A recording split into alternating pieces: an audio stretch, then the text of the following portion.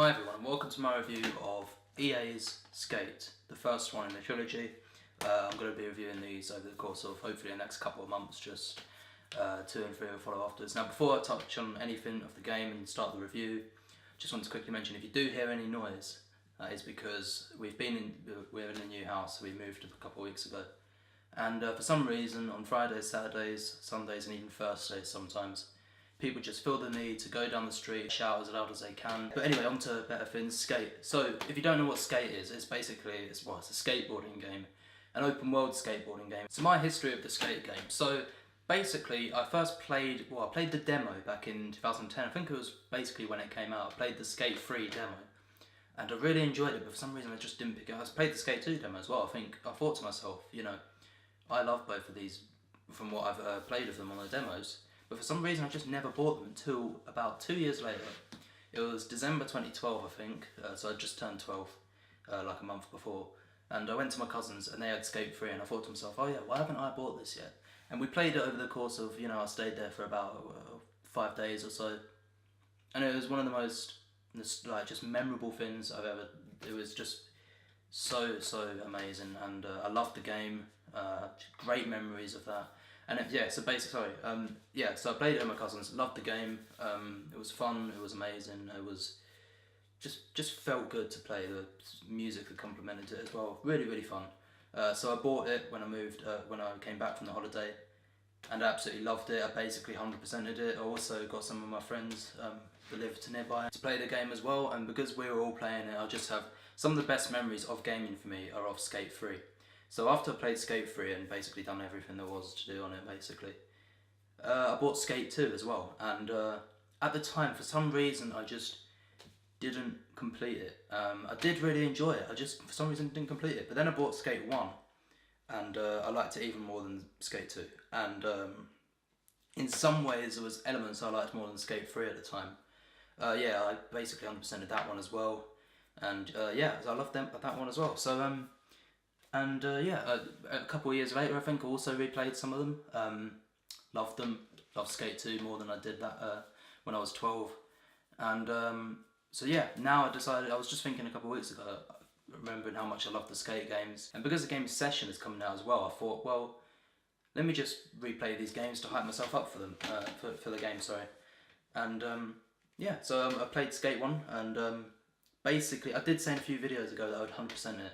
Not quite 100%ed it, because I've done all the challenges. I've done the owner spots, done the Thrasher challenges, done the skateboard mag challenges, basically all the tutorials, everything like that. Done loads of open world stuff. So yeah, I've basically completed most things. Just some of the checklist things on the logbook and that I haven't quite done. So after replaying Skate, I'm not sure now what one I like the most out of the 3. I'll have to just basically play the other 2 as soon as possible, because they're all great in their own way. So anyway, the first Skate game.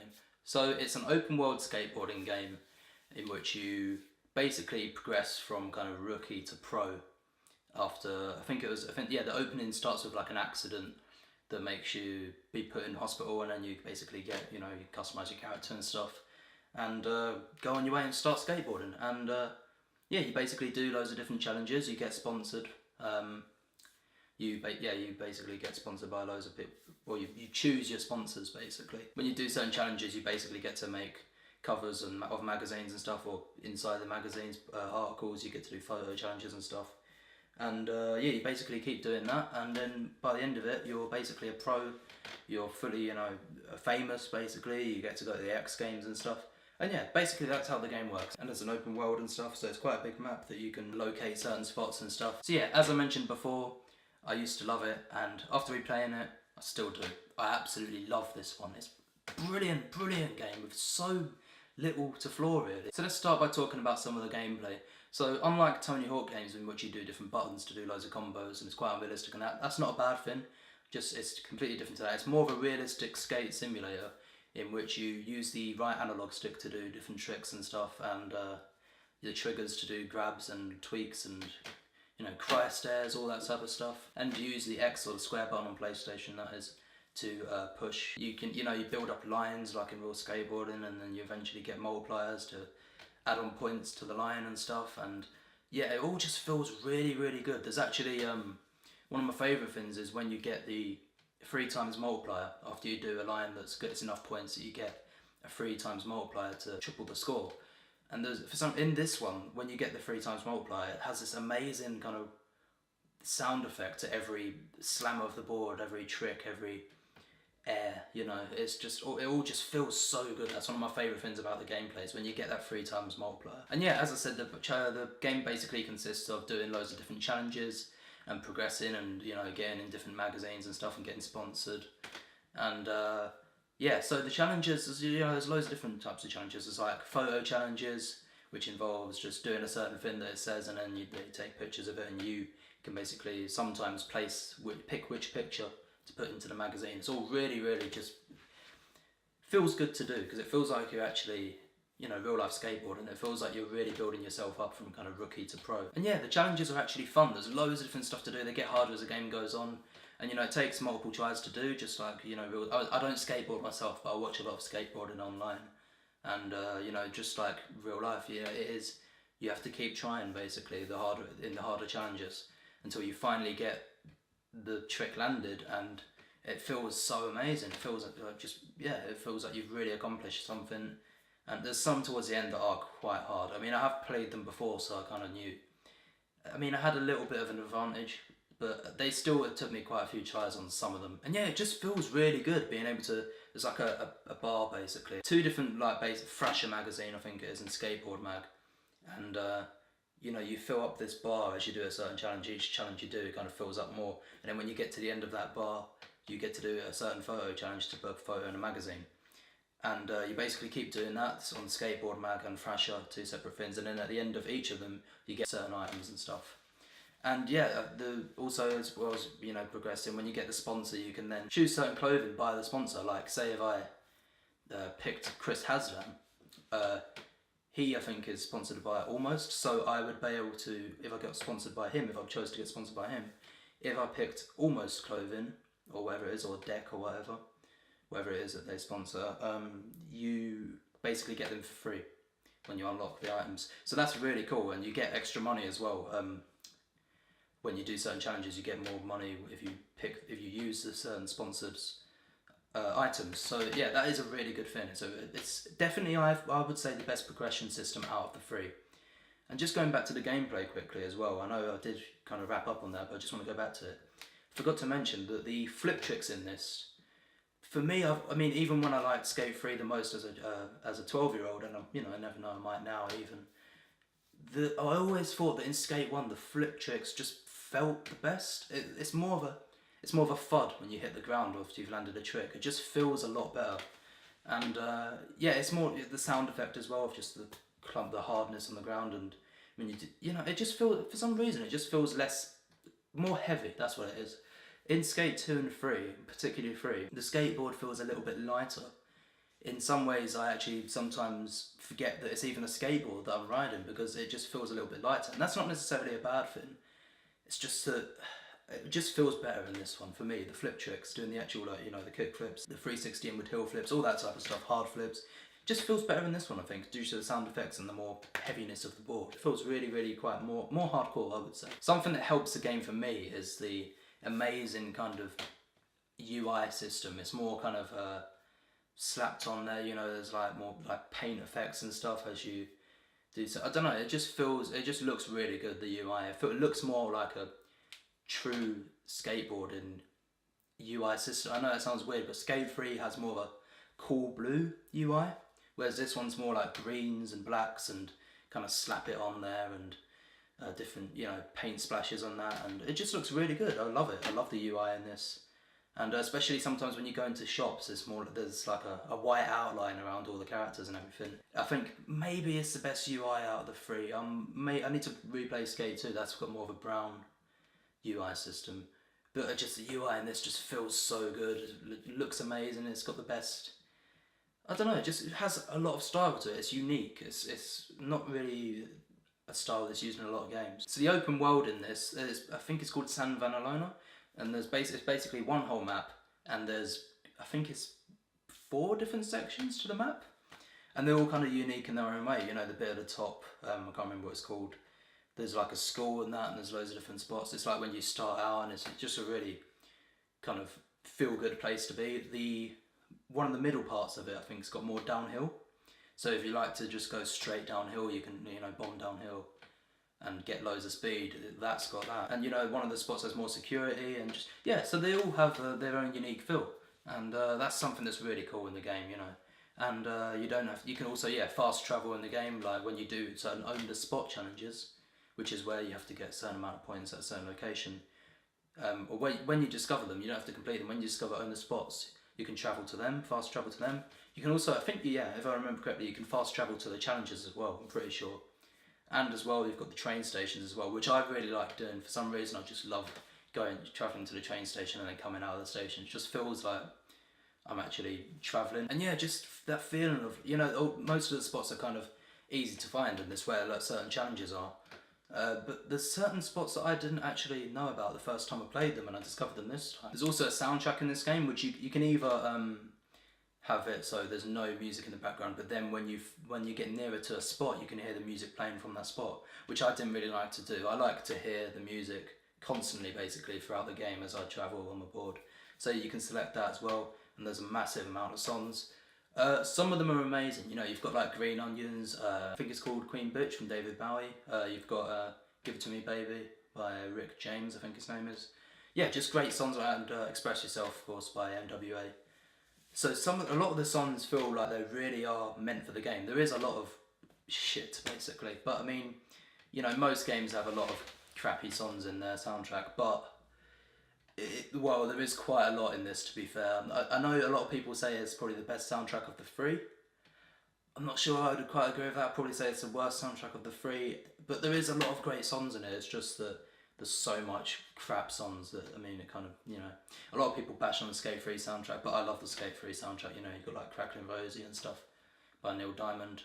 So yeah, but I mean, it's a decent soundtrack. It's just that, you know, there's not a lot of great songs. It doesn't really take away from the game in terms of what I'd give it as a score. It is just a little nitpicky thing. There's also a what's called a Hall of Meat system in the game, in which basically whenever you bail, you fail, you know, you fall off your board, and you break certain bones and stuff, it will come up with a screen that says what you've sprained, what you've broken, if you've done a face plant, if you know, bruised certain things. That's really, really cool, and that continues in the other ones and only improves, really. I mean, Skate 2 basically improves on it by just looking a little better and more impact when you hit the ground. And Skate 3 is just, Hall of Meat wise, I mean, they have loads and loads of different things dedicated to Hall of Meat in that game. I'm not sure if they do in Skate 2, I can't remember quite, but in Skate 3 there's a lot that's just dedicated to Hall of Meat, and it's by far the best in that one. But in this it is really cool as well. I mean, there's a lot of, you know, it feels like you're actually hurting yourself. It feels fun to fail, basically, sometimes, if you really land hard on the ground, and I know that sounds a bit, but in game it just feels really good when you fail, basically, a lot of the time when you break bones and stuff. But yeah, I do like it in Skate 3 how the Hall of Meat is done in that game. But yeah, so that's just another little really cool thing that the game has. As well, I just want to quickly go back to the sponsors thing.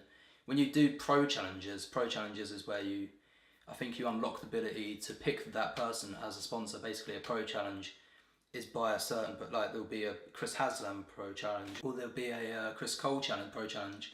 And then once you do them challenges, you can pick them as certain sponsors for decks, clothing, all that type of stuff. And once you unlock that ability, you can actually view certain videos by the people, like skate montages for their sponsorship video. And that's really cool. It is great that you can see real life skateboarding and stuff. And also as well, if you go in the menu and you go down to extras, you can view different videos by each people, like Chris Cole and all that. Their own kind of like a little extra video. Like I've reviewed the Chris Cole one. It was basically saying why skateboarding just feels amazing and why a certain piece of wood has inspired so many people and stuff. And yeah, all that type of stuff is really good. Not a lot of games, you know, have extras like that. In terms of flaws, now, I mean, the cutscenes, I mean, for what this game is, it doesn't really need an amazing storyline. I mean, it doesn't need it, basically, but it would have been nice. I mean, the cutscenes aren't great. It's more just basically people like saying, oh, you want to game a skate? You want to do this? You know, I think if you do that trick right there, that would be really cool. That would be a really good shot. Just kind of basic stuff like that. I mean, it is quite cool. You know, it is kind of how a lot of people talk when they're doing skateboarding and stuff. But I mean, it would have been a little bit nicer to have that kind of good storyline and good. I mean, the voice acting's okay. It's just the dialogue and that, and it's not really got a storyline. I think it would have been quite nice, to be honest, for this game to have that. It's a little thing. It'll take a little kind of couple of 0.1 points off the score. Yeah, I would have liked a good story to the game. But I mean, it's not something that I was really angry about. It's just, it would have been nice, basically. Other annoying things would be that in certain challenges, I think they just deliberately put this into the game to annoy people and to make challenges more frustrating.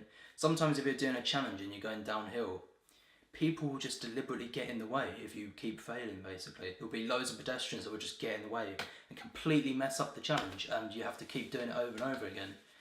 That is really annoying. I don't know if they intended that, but it is just quite a big annoyance, to be honest. Other thing would be, you can't get off your board in this one. So if you want to go up a curb, if you go right near a curb and you can't get off your board, you'll have to skate back and go get some speed and do an ollie over the curb. Sometimes that is really annoying. Actually, that is quite, it's a little flaw. Because the skateboarding's amazing and stuff, and it didn't really bother me quite as much this time. But just the ability to not get off your board, it should have been put in there. They did put it in 2 and 3. The movement controls in 2 though isn't great, but we'll get to that in Skate 2. But that would have been nice. But these minor flaws don't actually affect the score that much because of how amazing everything else is. The gameplay, the progression system, the feel, the style, the UI. It all just feels amazing. It's an amazing game. I have great memories of it as well, added to the experience of it this time. And just a feel-good game to play. A lot of people, I think, online criticised the in-game advertisement. That didn't quite annoy me, to be honest, because, if you're a real-life skateboarder, then surely you're going to be getting these, people kind of advertising their stuff to you, or, wanting you to sponsor them. And, I didn't think that annoyed me, to be honest. So yeah, very, very minor flaws to an amazing game that I absolutely loved this time. It felt so good to play. And it never ever got boring, no matter how many times you I did a lot of just skating around, not doing anything really, just wandering around the open world, going to different spots, and because it's just so fun to skate around. So yeah, overall, I'm going to give EA's Skate a 9.5 out of 10. If you haven't played it already, which, a lot of people have only played Skate 3, but trust me, go and play this one as well, and then Skate 2 as well after that, because they're all amazing. And just, see how you feel about them and see how you would compare it to Skate 3, how you would rank it, basically, in the trilogy. So thanks for watching my review, and hopefully within the next 3 or 4 weeks, hopefully, I'll have the Skate 2 review up. And I really look forward to playing that, because I haven't played it in quite a while, maybe a couple of years. And I love the game, and I'll see if I like it more than Skate 1 or not. I'm really not sure what one I'm going to prefer. So look forward to that, and thanks for watching.